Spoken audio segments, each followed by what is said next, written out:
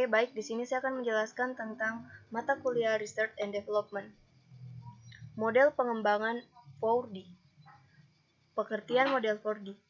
Model 4D merupakan salah satu metode penelitian dan pengembangan. Model 4D digunakan untuk mengembangkan perangkat pembelajaran. Model 4D dikembangkan oleh S. Thiagarajan, Dorothy S. Semmel, dan Melvin E. Semmel pada tahun 1974. Model 4D terdiri dari 4 tahapan utama, yakni yang pertama define atau pendefinisian, yang kedua design atau perancangan, yang ketiga develop atau pengembangan, dan yang keempat ada disseminate atau penyebaran.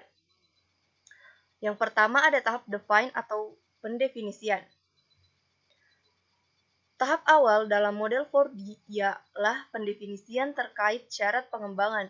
Sederhananya, pada tahap ini adalah tahap analisis kebutuhan.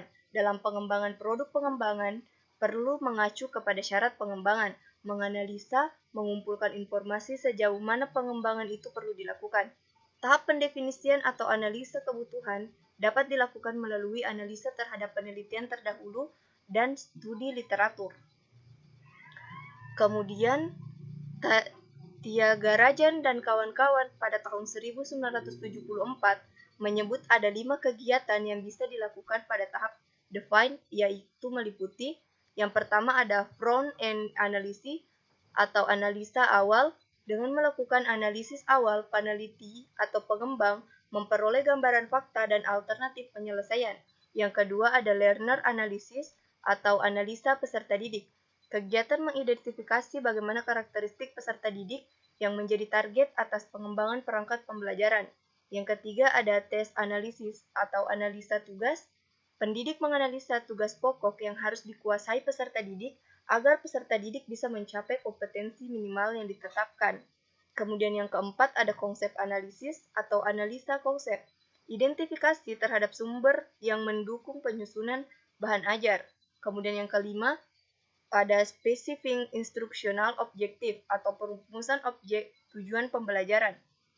Untuk merangkum hasil dari analisa konsep dan analisa tugas untuk menentukan perilaku objek penelitian.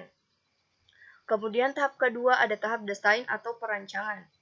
Tahap selanjutnya dari pengembangan media pembelajaran 4D adalah tahap desain.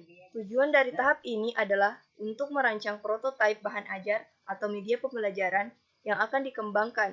Fase ini dapat dimulai setelah serangkaian tujuan perilaku peserta didik selesai dirumuskan. Seleksi materi, media, dan format untuk bahan ajar pembuatan prototipe merupakan aspek utama dari tahap desain. Kemudian langkah-langkah dalam perancangan ada 4. Yang pertama ada construction, creation, atau reference test atau penyusunan standar test. Yang kedua ada media selection atau pemilihan media. Kemudian yang ketiga ada format selection atau pemilihan format. Yang keempat ada initial design atau rancangan awal.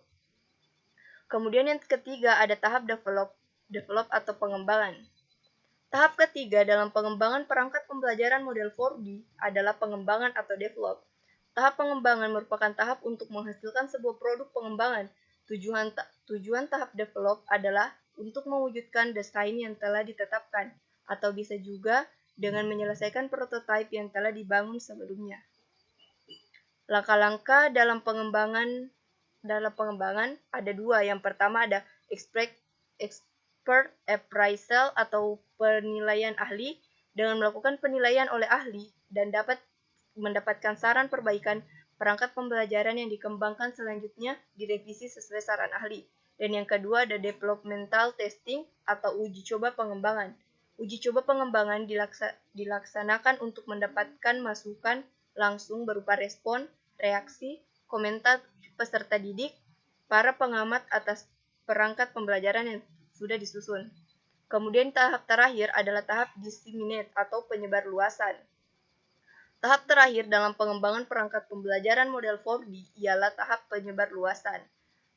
Thiagarajan dan kawan-kawan pada tahun 1974 menjelaskan bahwa tahap akhir pengemasan akhir, difusi, dan adopsi adalah yang paling penting, meskipun paling sering diabaikan. Langkah-langkah dalam penyebar luasan ada 3. Yang pertama ada validation testing, packaging, dan diffusion and adoption. Kemudian poin pentingnya, hal-hal yang perlu diperhatikan dalam melaksanakan dissemination atau penyebarluasan adalah analisa penggunaan strategi dan tema, pemilihan waktu penyebaran, dan pemilihan media pembelajaran. Itulah tadi materi yang sempat saya bawakan. Terima kasih atas waktunya. Billahi fisabilil haq, fastabikul khairat. Assalamualaikum warahmatullahi wabarakatuh.